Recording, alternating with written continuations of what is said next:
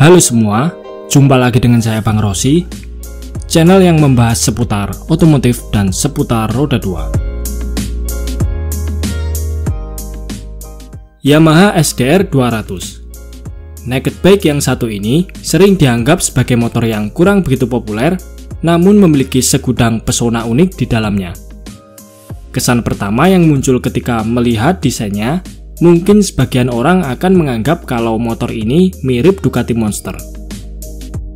Kalau kita perhatikan, sekilas bentuk velg, headlamp dan frame-nya memang identik sekali dengan garis desain Ducati Monster. Lantas, apakah Yamaha menjiplak desain naked bike kebanggaan Ducati tersebut? Ya, jawabannya tentu saja tidak. Yamaha sama sekali tidak menjiplak desain Ducati Monster. Sebab motor ini sudah ada jauh sebelum Ducati Monster pertama diperkenalkan pada 1992. Yamaha SDR 200 dirilis pada tahun 1986. Status motor ini hanya dijual secara resmi di pasar domestik Jepang alias JDM dan diproduksi dalam waktu yang singkat dari tahun 1986 sampai tahun 1987 saja. Seakan datang di momen yang tidak tepat, saat dirilis motor ini kurang begitu dilirik, sebab saat itu Jepang sedang marak akan popularitas sportsbike replika balap GP250 yang menawarkan performa mesin kencang, serta desain ala motor balap yang lebih menarik untuk dibeli.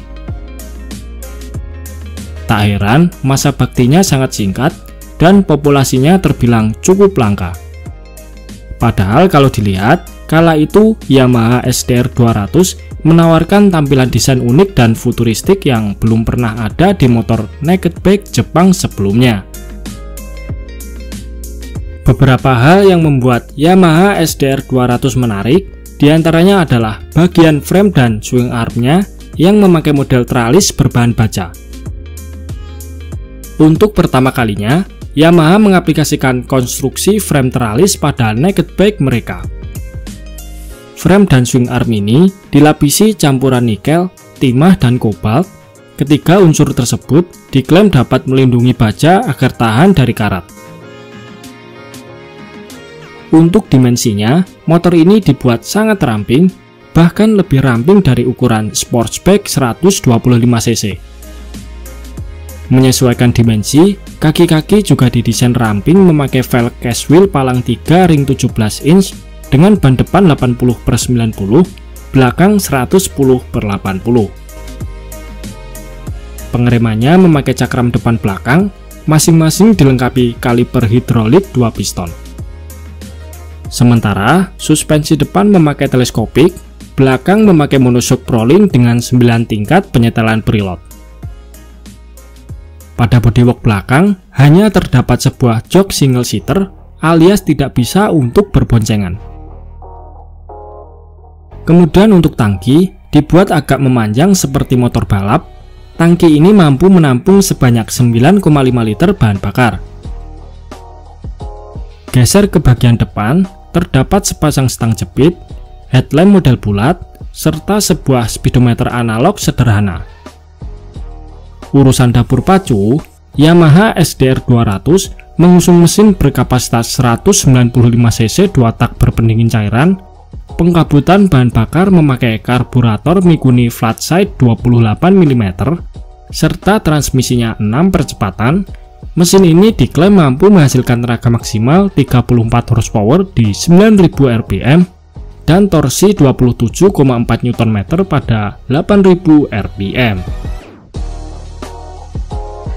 Selain itu, mesin ini juga sudah dibekali teknologi YPVS atau Yamaha Power Valve System, sebuah teknologi buka tutup port exhaust yang mengontrol tenaga mesin di putaran RPM rendah dan akan membuka untuk memaksimalkan tenaga di putaran RPM atas. Tenaga yang dihasilkan memang terkesan standar untuk ukuran motor 2 tak berkapasitas mesin 200cc. Karena memang Yamaha SDR 200 bukan tipe motor berkecepatan tinggi, melainkan dirancang untuk kesenangan berkendara dengan akselerasi konstan di putaran RPM rendah.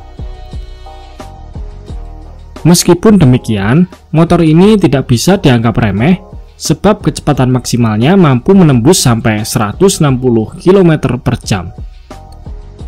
Hal tersebut didukung bobot keringnya yang hanya 105 kg atau setara dengan bobot motor bebek, sehingga power to weight ratio-nya tergolong cukup bagus.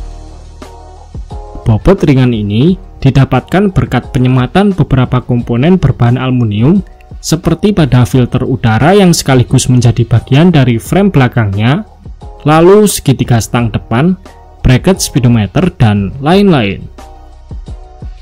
Dulu sebelum motor ini dibuat, sebenarnya basic mesin yang rencananya akan dipakai pada Yamaha SDR 200 adalah mesin WZ250. Namun, usulan tersebut ditolak dan akhirnya pilihan mesin jatuh pada Yamaha DT 200.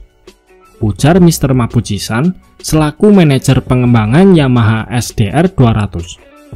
Beliau mengatakan cukup menyesal dengan keputusannya ini. Mr. Mabuchi-san juga mengungkapkan bahwa horsepower maksimal mesin masih bisa ditingkatkan lagi dengan cara mengubah power band-nya menjadi lebih lebar.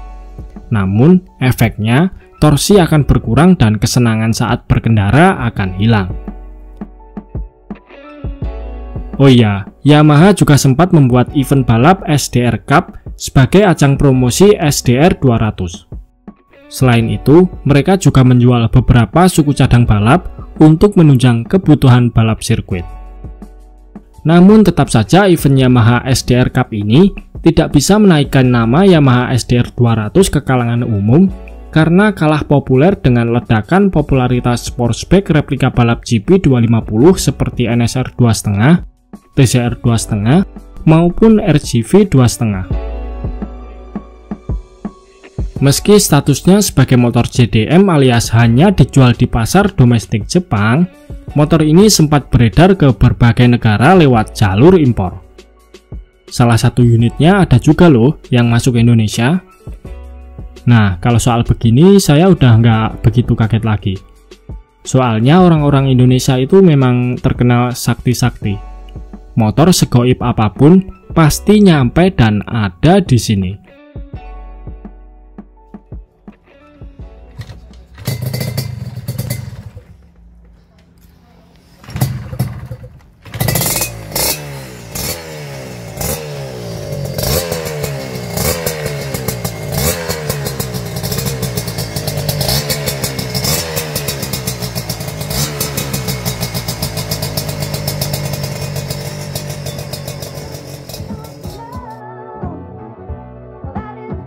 Nah, oke, mungkin itu saja sedikit pembahasan kita di video kali ini. Terima kasih sudah menonton. Sampai jumpa di video-video Bang Rossi selanjutnya.